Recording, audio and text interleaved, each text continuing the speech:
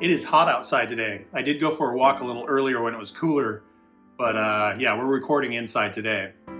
So last week I set a couple goals. There was 3 things I kind of wanted to focus on, and those were doing some painting, doing some guitar playing, and playing with some tarot cards. And I'm happy to report I did a little bit of all of those.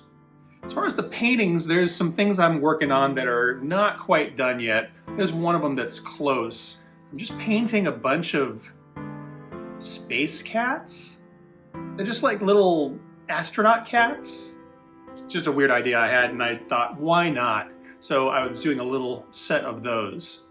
This size though, the kind of 2.5 by 3.5, is really collectible, and there's a lot of artists out there who make these, and I just thought it'd be fun to do some small paintings like this.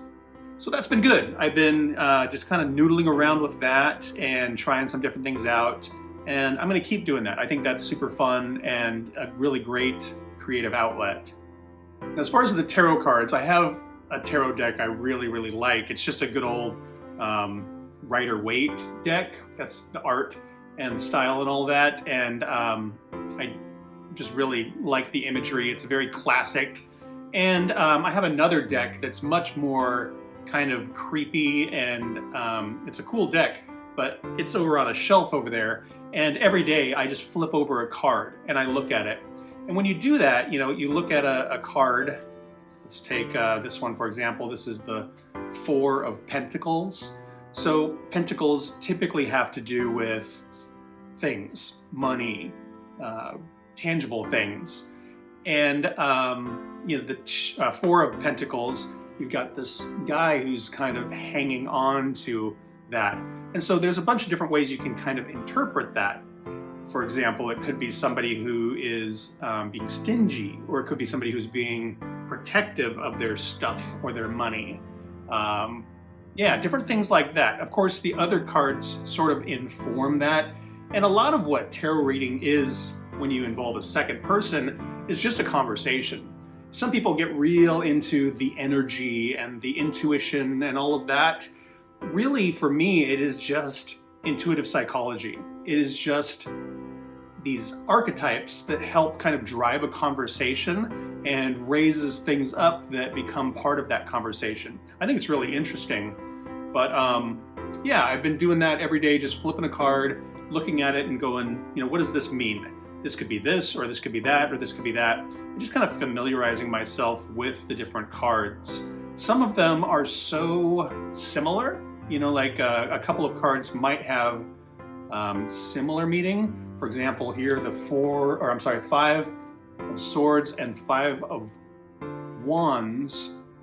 Swords are typically ideas and thoughts and speech and more mental. And then your wands are more fiery, energy, creativity, that sort of thing. And both of them are kind of conflict cards. This one, you've got a whole bunch of people swinging a bunch of things around. And this one, you've got a guy who's picking up the swords, and a couple people in the background are leaving. So this one is kind of like an active conflict, chaos, confusion, lack of cooperation, you know, stuff like that. With this one, while it's also conflict, it's somebody who's being kind of selfish, or somebody who is not taking into consideration other people, somebody who's stepping on other people's backs, you know, those sorts of things. I just think it's fascinating. It's really cool, really fun. So yeah, I've just been playing with that and trying to just get a little more confident with that. I have a little bit of a dream of just being kind of that old weird guy at like the flea market who just has a little table and a little tip jar, and somebody could just sit down and I could flip a couple cards and we could talk for 15 minutes, and I just think that would be a super fun thing to do. Third thing I talked about was guitar playing. And I did a little bit of guitar playing. It's sitting over there next to my couch, and I picked it up a few times. I did some noodling, which felt good. The thing though that it really inspired was it made me finish another project. I've been working on another batch of music for my Minecraft channel. I usually do about 6 songs at a time, and I had 2 songs that were sort of complete and a bunch of scraps, just vague ideas. And I thought, it'd be fun to record some guitar music, but I didn't want to do that until I finished this first project. And so it really kind of centered me and made me like sit down and work on it. A couple months ago, I got a comment on one of my videos that said, hey, when you're talking, it might be kind of cool to have some like light piano music or something in the background. So there's 2 songs that are going to be on this album or EP or whatever that are just piano. And they're great. I've been using them in the videos for background music. One of them is just sort of nondescript piano song. And then the other one is a little more, rather than pop structured, a little more classically structured. And it's really cool. It turned out really interesting, and it's different than anything I'd ever done before. So I'm kind of putting the polish on those. I listen to them every day, and I listen to them in headphones and in my car and stuff like that to just make sure, yeah, that's good enough. That's what they should sound like. And then I'll submit those, and then they get distributed. And so hopefully in a couple weeks, there'll be some new Minecraft music. Once the Minecraft stuff posts, then I can really just kind of buckle down and write some guitar-oriented stuff. There's a whole bunch of other creative things I've been thinking about. I've still been making the Minecraft videos, obviously, so that takes up some time and is a nice creative outlet still. I've thought about writing poetry. I've done a tiny bit of it, but I don't know if it's good or if there's a right way to do it. I know that there are some different structures, like how Shakespeare wrote and things like that, where you're really deliberate about the meter and stuff like that. I've just never been smart about that. So I thought it'd be fun to either find a poetry class or some poetry readings, things like that. So that's something that's kind of on my radar. Another thing I do a lot of is I take pictures. Obviously I have my phone with me wherever I go, and I'll take pictures of things that kind of grab my attention. But I do have a nicer camera that I take with me on vacations, or like this coming weekend I'm going to go camping. So one thing I just love doing is just walking around and taking pictures.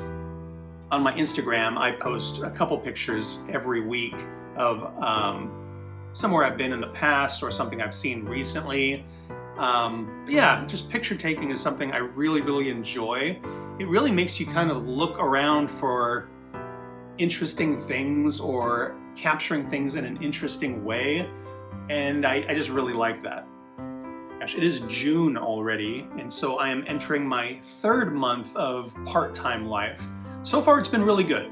I've gotten kind of used to the cadence of like work and then some time off, work and then some time off. Sometimes it's hard to stay on a routine. Like today was my first day off after working a weekend, and yeah, it was just, I wanted to sleep in a little bit, and so I did.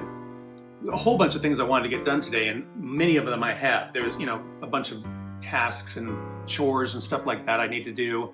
Over the last few days, I've been in a kind of drop and go mode where you just end up with a little bit of a mess. And so I've been spending the day kind of taking care of just little things like that. Like I said, I went for a walk, so felt good about that.